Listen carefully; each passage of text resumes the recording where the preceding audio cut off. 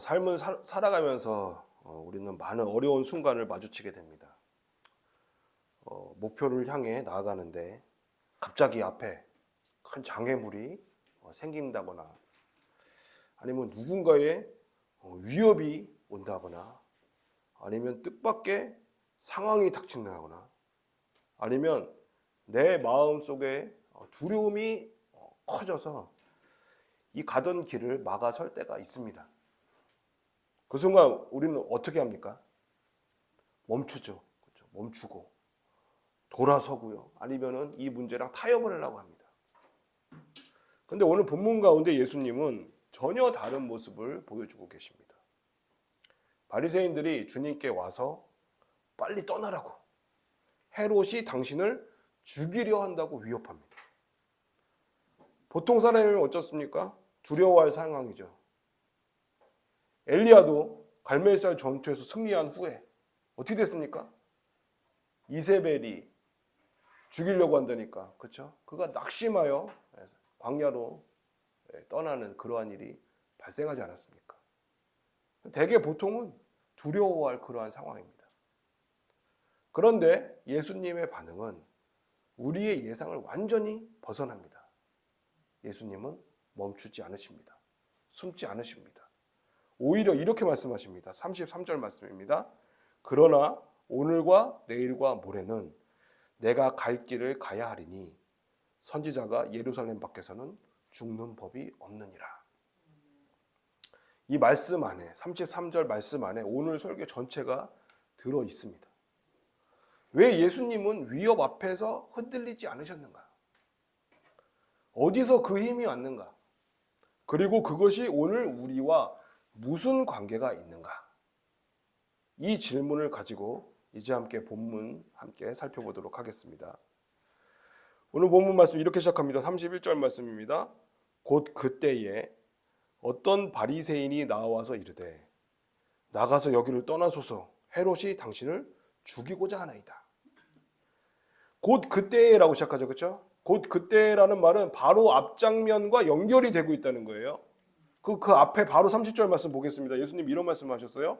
보라, 나중된 자로서 먼저 될 자도 있고 먼저 된 자로서 나중될 자도 있느니라 하시더라.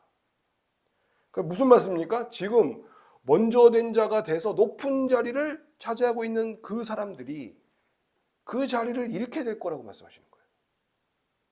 그러니까 이 말씀이 선포되니까 어떻게 됩니까? 반대되는 반응이 일어날 수밖에 없죠. 즉각적인 반응이 일어납니다. 그게 뭡니까? 31절에 대한 목숨, 예수님의 목숨에 대한 위협입니다. 그래서 31절 하반절에 뭐라고 합니까? 여기를 떠나소서 헤롯이 당신을 죽이고자 하나이다 그랬어요. 여러분 이것은 결코 우연이 아닙니다. 하나님 나라의 말씀이 선포되는 곳에는 반드시 세상의 저항이 따라옵니다. 기득권을 가진 자들, 지금 자기의 자리가 편한 자들은 이 예수님의 말씀을 불편해합니다. 환영하지 않습니다. 그리고 오늘 말씀 속의 헤롯은 그 저항의 대표입니다. 근데 예수님의 반응을 보십시오. 32절입니다. 이르시되 너희는 가서 저 여우에게 이르되 그랬어요. 예수님이 저 여우에게 이르되 그랬어요. 헤롯이 여우라는 거예요. 여우는요, 영리하고 교활하지만 결국 작은 동물이에요. 그렇죠? 그러니까 예수님은 이 헤롯의 위험이 니네가 생각하는 그런 것보다 훨씬 작다는 것을 이미 꿰뚫어 보고 계시는 겁니다. 우리 눈에는 사자같이 보였던 그런 큰 문제들이 하나님의 앞에서 여우처럼 되는 경우가 얼마나 많습니까? 나를 짓누르던 그 상황들, 나를 두렵게 만들었던 그 사람, 나를 멈추게 했던 그 많은 조건들, 여러분 그것이 정말 우리의 인생을 막을 수 있는 사자입니까? 아니면 크게 착각해서 보인 그런 여우입니까? 예수님은 여우에게 에너지를 쏟지 않으셨습니다. 그냥 내 말을 전하기만 하라고 하십니다.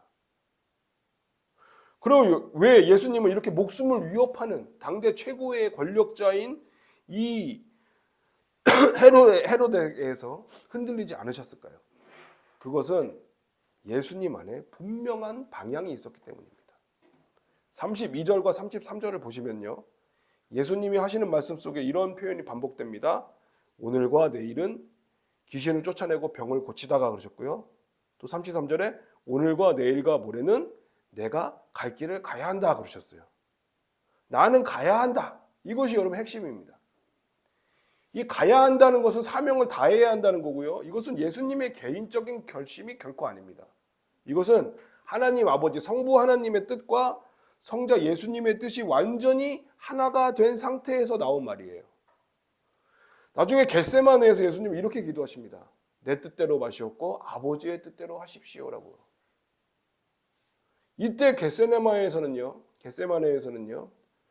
이 하나님의 뜻과 예수님 뜻, 성자 하나님, 성부 하나님, 성자 하나님, 예수님의 그 두 뜻 사이에 처절한 씨름이 보이고 느껴지지만 오늘 본문 13장에서는 결단하고 굳어져 있는, 그렇죠? 정해져 있는 그런 상태를 우리가 알 수가 있습니다. 즉 아버지의 뜻을 자신의 뜻으로 이미 삼으시고 이 일을 행하신다는 것, 그것이 바로 가야 한다는 이 말의 진짜 의미인 것입니다. 그리고 그 길의 끝이 무엇일까요? 예수님은 그 길의 끝을 분명히 알고 계십니다. 32절 맨 마지막에요. 제3일에는 어떻게 된다니까? 완전하여 지리라 그러셨어요. 제3일에는 완전하여 지리라. 이 제3일, 이것이 누가복음에서는요 항상 부활과 연결이 됩니다. 제3일에는 완성되는 것이 뭡니까? 부활하신다는 겁니다. 지금 이 죽음의 위협을 받고 있는 이 순간에도 예수님은 제3일에 일어날 그 완성을 보고 계신 것입니다. 지금 눈앞에 당장의 위협이 아니라 하나님이 이루실 완성을 바라보는 그 눈, 그것이 바로 흔들리지 않는 힘의 근원입니다. 또 주님은 계속해서 이렇게 말씀하십니다. 33절 하반절입니다. 선지자가 예루살렘 밖에서는 죽는 법이 없느니라 그랬어요. 이게 좀 이상하지 않으십니까, 여러분? 이건 여러분 매우 역설적인 말씀입니다.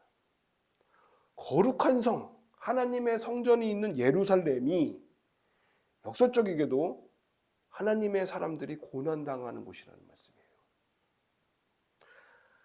하나님의 성이에요. 그러면 하나님의 사람들에게는 가장 안전해야 되지 않습니까? 그렇죠? 그런데 역설적이게도 그곳이 가장 위험한 곳이 되는 겁니다. 왜 이렇게 될까요? 이것이 바로 죄가 만들어낸 현실입니다. 하지만 예수님은 그 현실을 피하지 않으세요. 오히려 그 현실 속으로 직접 걸어 들어가고 계신 것입니다. 사랑하는 성도 여러분, 우리도 살면서 이런 위협적인 순간을 만납니다. 옳은 방향으로 가고 있는데 어려움이 옵니다. 하나님의 뜻을 따르고 있는데 장애물이 생겨요. 그때 우리는 이 말씀을 기억해야 됩니다. 하나님의 뜻 안에 있는 사람은 하나님의 은혜 가운데 그 하나님의 뜻이 반드시 이루어집니다. 헤롯도 바리새인도 그 어떤 세력도 하나님이 계획하신 것을 절대로 막을 수 없었습니다. 그리고 여러분, 이 은혜는요, 오늘 우리에게도 동일하게 적용됩니다. 우리를 향한 하나님의 계획은 우리가 만나는 어떠한 위협보다 훨씬 크기 때문입니다. 따라서 여러분, 눈앞의 여우를 보지 마시기 바랍니다. 하나님이 이루실 완성을 바라보시기 바랍니다. 그것이, 그 믿음이 우리를 흔들리지 않게 하는 것입니다. 우리 다음교회도 마찬가지입니다. 지금은 너무나 작습니다. 너무나 미약해요. 하지만 여러분, 개척교회가 쉽게 시작되는 것이 아닙니다. 하나님의 뜻이 있어야 돼요. 하나님의 허락하심이 있어야 됩니다. 그리고 하나님이 함께 하신다는 믿음이 있어야지만 모든 역경과 불안과 위협을 이겨내며 작은 교회 모임을 세울 수 있는 것 아니겠습니까? 하나님의 뜻 안에 있는 사람은요, 위협이 와도 오늘 자신의 자리에서 해야 할 일을 계속합니다. 주님이 말씀하신 귀신을 쫓고 병을 고치는 일, 그것은 우리에게 오늘 내게 주어진 사명을 계속하는 것을 말씀하는 것입니다. 그것이 바로 참된 은혜의 언약 안에 사는 사람의 모습입니다. 이 믿음으로 승리하는 우리 모두가 되시기를 바랍니다. 34절을 계속 보시면요, 갑자기 분위기가 확 바뀝니다. 위협에 대한 단호한 예수님의 응답에서요, 이제는 처절한 탄식으로 바뀌어요. 예루살렘아, 예루살렘이다. 그렇죠? 예루살렘아, 예루살렘아 그러셨어요. 그러니까 이름을 두 번 부르는 건 여러분, 성경에서 이렇게 두 번 부르는 이런 패턴은 항상 깊은 감정을 표현하는 그러한 순간입니다. 다윗이요, 다윗의 아들 중에 압살롬이 반란을 일으켰죠. 근데 그 반란을 일으킨 압살롬이 죽었다는 소식을 들었을 때 다윗이 이랬어요. 내 아들 압살롬아, 내 아들 압살롬아. 그러니까 자식을 잃은 아버지의 비통함입니다. 예수님이 마르다를 부르실 때도 마르다야, 마르다야라고 하셨어요. 그래서 안타깝고 사랑스러운 마음이 들어있는 그러한 호칭이죠. 오늘 본문에 예루살렘아, 예루살렘아, 이것은요 매우 안타까운 감정입니다. 오랜 역사 속에서 계속 반복된 그 거절 앞에서 마침내 터져나오는 하나님의 마음입니다. 예수님은 이어서 말씀하세요. 선지자들을 죽이고 내게 파송된 자들을 돌로 치는 자요. 이것은요 예루살렘의 역사를 한 문장으로 요약한 것입니다. 하나님은 역사 속에서 계속 반복해서 선지자들을 보내셨습니다. 회개하라, 나에게 돌아오라. 계속 선지자들을 통해서 하나님이 계시하시고 계속 설득하시고 계속 선지자들을 끊임없이 사랑으로 보내셨어요. 근데 그때마다 예루살렘은 어떻게 했습니까? 그들을 거절하고 그들을 박해하고 그들을 죽였습니다. 그런데도 하나님은 또 보내셨습니다. 또 보내셨고 또 보내셨습니다. 여러분, 이것이 얼마나 처절한 이야기입니까? 거절당하면서도 포기하지 않으시는 하나님, 이것이 바로 은혜 언약의 본질인 것입니다. 그리고 예수님은 이 탄식의 절정에서 아주 놀라운 비유를 사용하십니다. 암탉이 제 새끼를 날개 아래 모음같이 내가 너희의 자녀를 모으려 한 일이 몇 번이냐. 암탉이 날개 아래 병아리를 품는 모습, 이것은요 성경 전체를 관통하는 하나님의 이미지입니다. 또 신명기에서요 광야에서 독수리가 날개를 펴서 새끼를 받으며 이런 말씀이 있어요. 그러니까 광야 가운데 그 이스라엘을 인도하신 하나님, 그리고 주의 날개 그늘 아래 피하는 자들을 지키신다고 노래한 그 시편의 말씀들, 그러니까 예수님은 지금 이 모든 구약의 이미지를 당신 자신에게 가져오시는 거예요. 내가 그 하나님이라는 겁니다. 내가 광야에서 날개를 펼쳤던 그 하나님이다. 내가 시편에서 날개 그늘이 되었던 그 하나님이다. 나는 너희를 품으려고 했다. 여러분, 근데 여기서 우리가 놓쳐서는 안 되는 것이 있습니다. 뭐냐? 암탉이 날개를 펴서 병아리를 품는다는 건요, 이것이 그냥 따뜻하고 아늑한 그림처럼 보이지만요 실제로는 그렇지 않아요. 다큐멘터리나 이런 데 보시면 독수리나 족제비 같은 게 나타나서, 그렇죠? 어떻게 합니까? 잡아먹으려고 병아리들을. 그럼 그때 어미닭이 날개를 펴서 병아리들을 숨기는 거예요. 그럼 어떻게 합니까? 어미닭 자신이 이제 그 맹수와 맞닥뜨리는 거 아니겠습니까? 병아리들을 살리기 위해서 어미닭이 먼저 공격을 받는 거예요. 이것이 바로 여러분 십자가의 사랑입니다. 예수님이 우리를 날개 아래 품으신다는 것은요, 우리가 받아야 할 것을 예수님이 먼저 받으신다는 거예요. 우리의 죄와 우리의 심판과 우리의 죽음, 이것을 예수님이 먼저 감당하시고 예수님이 다 그것을 품으시고 우리를 날개 아래 숨기시는 것입니다.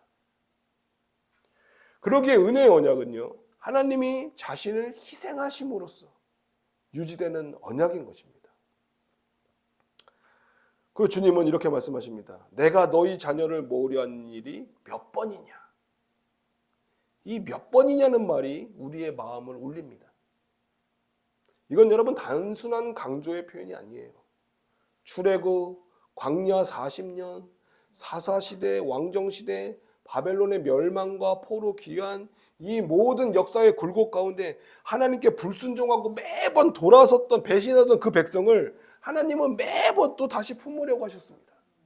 이것이 역사 전체를 통해서 반복되고요, 이제 예수님 자신이 마지막으로 가장 결정적으로 그 완성을 향해서 팔을 벌리고 계신 것입니다. 그런데도 매번의 그 사랑에도 그 부르심에도 불구하고 이들은 돌아서지 않았습니다. 34절 맨 마지막에 그러나 너희가 원하지 아니하였도다 그랬어요. 이것이 여러분 오늘 본문에서 가장 비극적인 문장입니다. 하나님은 품으려 하셨고 인간은 거절했습니다. 근데 무서운 건요, 이 거절이 무지에서 나온 게 아니에요. 몰라서 그런 게 아닙니다, 여러분. 너희가 원하지 아니하였다고 그랬어요. 이거 원하지 않았다는 건 여러분 의지를 갖고 있는 의도적인 거부입니다. 알면서도 보면서도 원하지 않은 거예요. 즉 하나님의 품을 알고 하나님의 뜻을 알면서도 거부하는 것, 이것이 바로 죄의 본질입니다. 사랑하는 성도 여러분, 어쩌면 이 말씀을 듣고 계신 분들 중에는 오랫동안 하나님께 등을 돌리며 사셨던 분이 있을지도 모릅니다. 상처 때문에 혹은 실망 때문에 혹은 그냥 무관심 때문에 말이죠. 근데 오늘 이 자리에서 또 이 말씀을 듣고 계신다는 것이 무엇을 의미합니까? 하나님이 몇 번이고 계속 우리를 부르셨다는 것입니다. 여러분이 찾아온 것 같고 여러분이 찾아서 듣고 있는 것 같지만 사실은 하나님이 먼저 찾으신 겁니다. 그리고 그 마음과 그 발걸음을 예배당으로 하나님의 품으로 인도하신 것입니다. 여러분이 이 말씀을 듣고 계신 것은 절대로 우연이 아닙니다. 제가 성경 공부를 함께 하자고 많은 분들에게 제안을 했습니다. 심지어 1대1이라도 아니면 출장 방문을 하더라도 언제든지 여러분의 시간에 맞추겠다고 제안을 했지만 그분들에게 돌아온 것은 의지적인 거절이었습니다. 성경에 대해서 말씀 공부의 중요성에 대해서도 알면서도 보면서도 원하지 않은 것입니다. 그러기에 여러분 지금 저와 함께 말씀 공부를 하시는 몇몇 분들의 그 참여를 어떻게 해석해야 될까요? 설득이나 우연일까요? 아닙니다. 절대로 우연이 아닙니다. 전능하신 하나님의 택하심과 은혜가 아니면 무엇이겠습니까? 사랑하는 여러분, 하나님의 날개는 지금도 펼쳐져 있습니다. 그 날개 아래로 들어가는 것, 하나님의 말씀을 받는 것, 그것이 신앙입니다. 신앙은 대단한 결단이 아닙니다. 병아리가 어미닭의 날개 아래로 들어가는 것, 그냥 그 품 안으로 들어가는 것입니다. 하나님은 여러분을 품기 위해 이미 자신을 내어주셨습니다. 여러분이 해야 할 일은 그 품을 거부하지 않는 것입니다. 하나님의 품으로 들어가시기 바랍니다. 그래야 하나님의 그 무한하신 사랑 가운데서 은혜를 입는 우리 모두가 되시기를 간절히 소망합니다. 근데 이제 35절이 되면요, 이제 말씀의 무게가 달라집니다. 35절 처음입니다. 보라, 너희 집이 황폐하여 버린 바 되리라. 이제 예수님의 탄식이 심판으로 바뀝니다. 너희 집이 황폐하여 버린 바 되리라. 여기서의 집은요, 성전을 가리킬 수도 있고요, 예루살렘 전체를 가리킬 수도 있습니다. 어느 쪽이든 이것은 한 가지를 의미합니다. 뭡니까? 예루살렘이 존재하지 못할 것이다. 철저히 파괴될 것이라는 멸망의 심판입니다. 이 심판을 이해하기 위해서는 여러분 구약을 잠깐 우리가 돌아봐야 됩니다. 수백 년 전에 선지자 에스겔은요 놀라운 환상을 봤습니다. 에스겔 10장 11장을 보시면요 하나님의 영광이 성전을 떠나가는 환상입니다. 그런데 여러분 성전 건물은 그대로 멀쩡히 그대로 있어요. 성전 건물이 무너진 게 아니에요. 그런데 하나님은 떠나가십니다. 동쪽 문에서 또 성읍 문에서 또 감람산 쪽으로 조용히 떠나가십니다. 이것이 여러분 가장 무서운 심판의 모습입니다. 하나님이 불을 내리시는 것이 아니라 조용히 떠나가시는 것. 건물은 남아있는데 임재가 없는 빈 껍데기.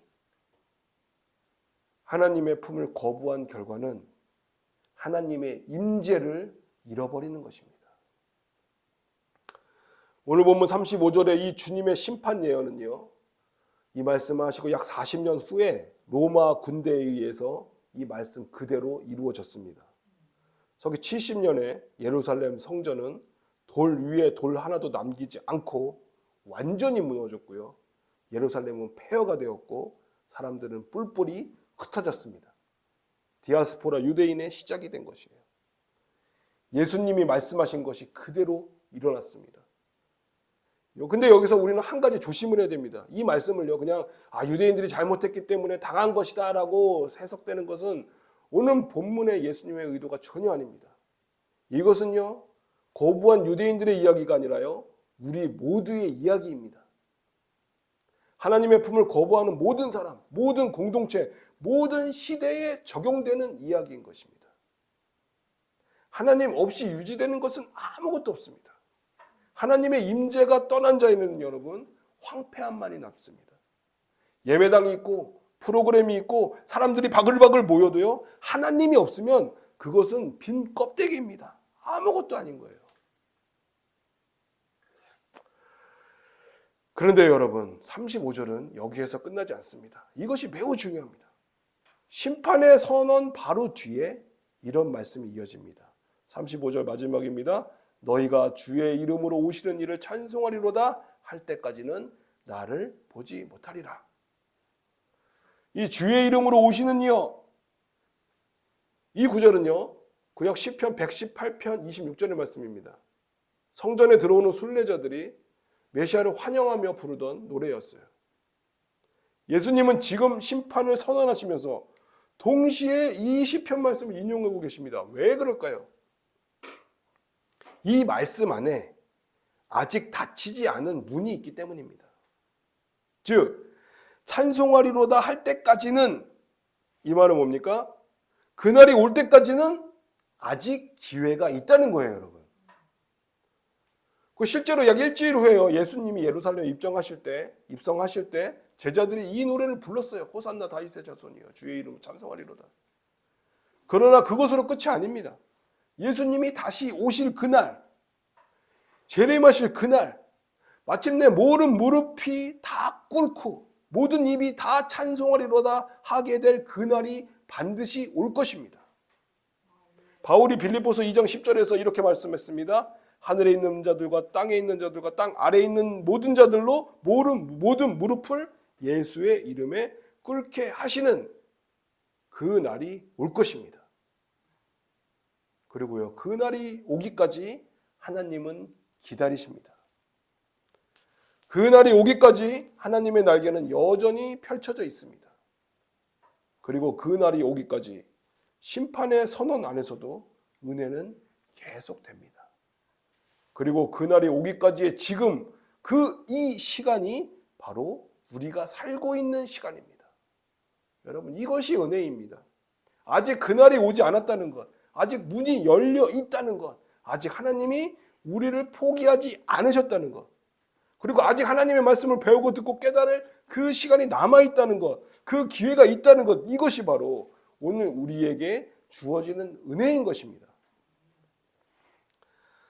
예루살렘은요, 그 은혜의 시간에 주님의 품을 원하지 아니하였습니다. 그러나 여러분, 우리는 지금 아직 기회가 남아 있습니다.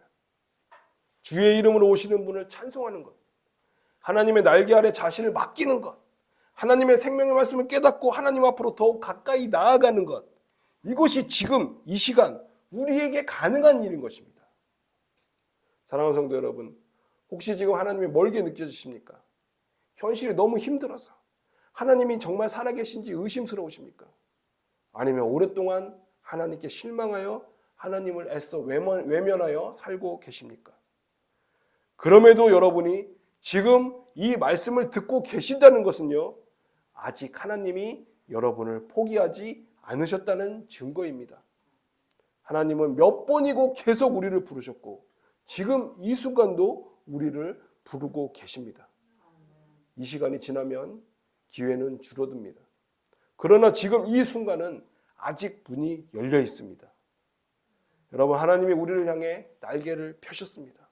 그 날개 아래로 들어오시기 바랍니다. 이건 대단한 결심이 필요한 것이 아니에요. 그냥 하나님 앞에 솔직하게 서면 됩니다. 저는 약하고 저는 혼자 서 있을 수가 없습니다. 저는 당신의 날개가 너무나 필요합니다. 당신의 날개 아래로 가기를 원합니다. 이 고백과 이 요청이 은혜의 언약 안에 사는 것의 시작인 것입니다. 이 은혜의 언약 안으로 아멘 하면서 들어가시는 우리 모두가 되시기를 바랍니다. 여러분, 하나님의 은혜 안에 사는 존재는 어떤 사람입니까? 세상의 위협이 여유임을 알았을 때 그래도 흔들리지 않는 사람, 하나님이 먼저 품으셨다는 것을 알기 때문에 그 날개 아래에 머무는 사람, 하나님의 진리의 말씀이 생명이기에 그 말씀을 배우고 하나님을 온전히 깨닫는 사람, 그리고 지금 이 시간이 하나님이 기다리시는 은혜의 시간이심을 알기 때문에 오늘 하루를 소중하게 살아가는 사람, 바로 이 사람이 은혜의 언약 안에 사는 사람인 것입니다. 우리의 현실은 여전히 힘듭니다. 난리의 소문, 전쟁의 소문, 어려움의 소문뿐입니다. 하지만 여러분, 이 시대의 여우가 우리를 여전히 위협하고 있지만, 하지만 살아계신 하나님이 지금도 우리와 함께 하십니다. 내가 너희를 모으려 한다. 너희를 품으려 한다. 내 날개로 오라. 이 목소리에 귀를 기울이시고 하나님께로 나오시기 바랍니다. 이 은혜의 언약 아래 거하는 우리 모두 가운데 살아계신 하나님의 은혜가 가득하시기를 간절히 소망합니다. 기도하시겠습니다. 주님, 오늘 말씀을 통해 주님의 품이 얼마나 넓은지, 주님의 사랑이 얼마나 처절한지를 보았습니다. 우리가 수없이 주님을 부인하고 주님을 거절하고 주님께 등을 돌렸음에도 불구하고 주님은 여전히 날개를 펼치고 계십니다. 주님, 우리가 흔들리지 않게 도와주시옵소서. 세상의 위협이 클 때 주님의 뜻이 우리보다 크다는 것을 기억하게 하여 주시옵소서.